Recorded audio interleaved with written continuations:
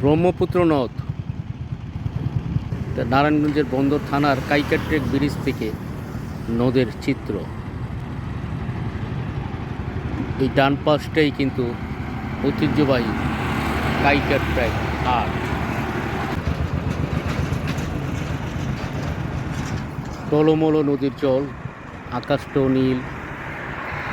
নদীতে কচুরি যেমন ভাসছে, সবুজ কচুরি, মনে হয় যে নীলের মধ্যে সবুজের একটা মিলন।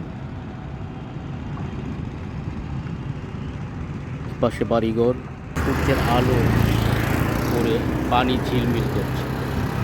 এই কাইকারটেক ব্রিজ, এই পাশটা ব্রিজের এই পাশটা বন্দর, আর বন্দর দুটি নারায়ণগঞ্জের, একটি বন্দর উপজেলা আর একটি সোনারগাঁও উপজেলা।